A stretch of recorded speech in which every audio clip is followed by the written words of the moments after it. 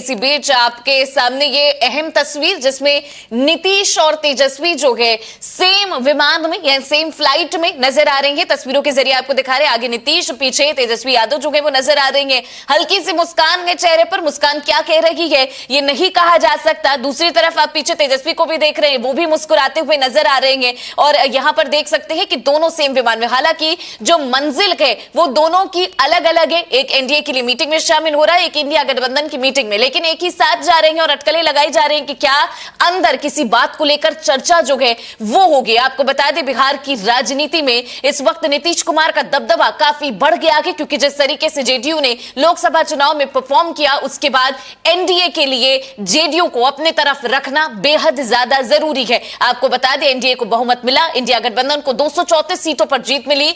आज यानी दोनों गठबंधनों की बैठक जो है वो यहां पर होगी, लेकिन इस बैठक में भाग लेने के लिए बिहार के दो बड़े नेता जो है पहुंच रहे हैं। एनडीए की बैठक में शामिल होने के लिए बिहार के मुख्यमंत्री नीतीश कुमार पहुंचे इंडिया गठबंधन की मीटिंग के लिए। राजद नेता तेजस्वी जो है वो यहां पर दिल्ली आएंगे और दोनों इत्तेफाक से सेम फ्लाइट में, अब ये इत्तेफाक है या जानबूझकर किया गया है ये अभी नहीं कहा जा सकता, क्योंकि जिस तरह की मुस्कुराहट जो है वो नजर आ रही चेहरे पर, कहा जा सकता है कि कुछ ना कुछ चर्चा जो है इस फ्लाइट में दोनों के बीच में हो सकती है। आपको यह भी बता दें कि ये फ्लाइट जो है यूके 718 है, जो यहां पर 10:40 पर इसने उड़ान भरी और अब दिल्ली के लिए यहां पर पहुंचने ही वाली होगी। आपको बता दें कि उनकी सीट भी आगे पीछे है और फ्लाइट लेने से पहले पटना एयरपोर्ट के लिए निकलते वक्त आपको बता दें, देश में मोदी फैक्टर खत्म हो गया है, ये तेजस्वी ने अपने बयान में कहा भी था। हालांकि नीतीश कुमार ने अब तक एनडीए की जीत को लेकर, जेडीयू के परफॉर्मेंस को लेकर कोई बड़ा बयान नहीं दिया है, लेकिन उम्मीद की जा रही है कि जल्द मीटिंग के बाद जब वो दिल्ली में बाहर निकलेंगे तो उनके जुबान से कुछ शब्द निकलेंगे, जिससे कहीं ना कहीं अंदाजा लगाया जाएगा कि आखिर नीतीश कुमार के मन में क्या चल रहा है। क्योंकि नीतीश कुमार का मन भापना बहुत बड़ा एक अपने में साइंस है, क्योंकि जिस तरह की नीतीश कुमार की प्रवृत्ति है उनसे डरना पार्टियों को बेहद ज्यादा जरूरी है, क्योंकि वो किसी भी वक्त कभी भी बदल जाते हैं। और इस बार आपको बता दें, इंडिया गठबंधन की तरफ से उन्हें उप प्रधानमंत्री का पद जो है वो यहां पर ऑफर किया गया है।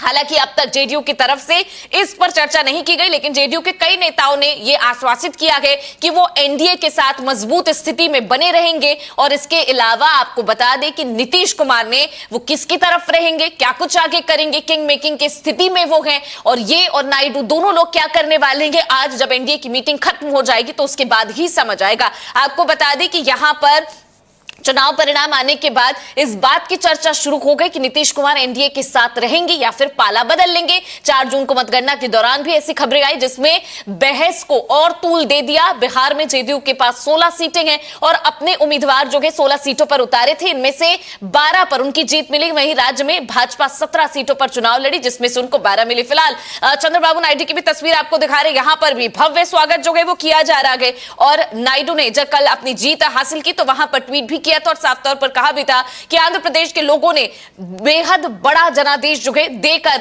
यहां पर मेरा दिल जो है वो खुश कर दिया। दूसरी तरफ कल जब प्रधानमंत्री ने अपनी जीत के बाद बीजेपी दफ्तर में पहला बयान दिया, यहां पर वहां मौजूद अपने कार्यकर्ताओं को संबोधित किया, तो उसमें उन्होंने आंध्र प्रदेश और बिहार की जीत का जिक्र किया, जिससे समझ में आता है कि फिलहाल बीजेपी के मन में कहीं ना कहीं ये तमाम चीजों को लेकर डर जो है वो भी यहां पर बना हुआ है। एक बार आपको सुनवाते हैं कि वहां पर क्या कुछ चल रहा है।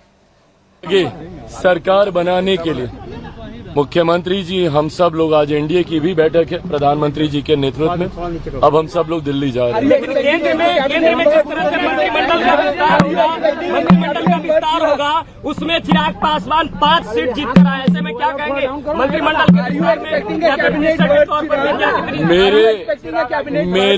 मेरे प्रधानमंत्री तीसरी बार देश के प्रधानमंत्री पद की शपथ लेने जा रहे हैं।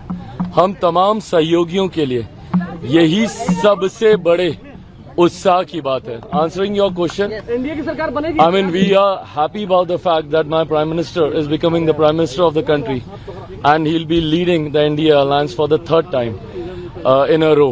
So that is something that excites us more.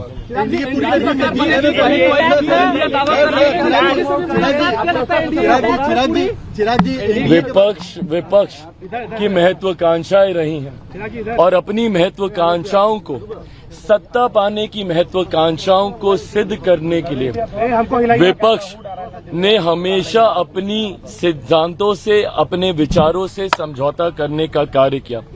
आज भी विपक्ष इस बात से कतई परहेज नहीं करता है कि अगर उसे जनादेश का अपमान भी करना पड़े।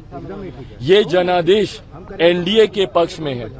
मेरे मुख्यमंत्री जी की पार्टी को मिला हुआ जनादेश हो, मेरी पार्टी को मिला हुआ जनादेश हो, भारतीय जनता पार्टी को मिला हुआ जनादेश हो, ये एनडीए को मिला हुआ जनादेश है। साथ मिलकर हम लोगों ने चुनाव प्रचार किया और साथ मिलकर ही प्रधानमंत्री नरेंद्र मोदी जी के नेतृत्व में ही हम लोग सरकार बनाने जा रहे हैं। एक स्थिर और मजबूत सरकार पुनः देश अगले 5 साल के लिए देखेगा।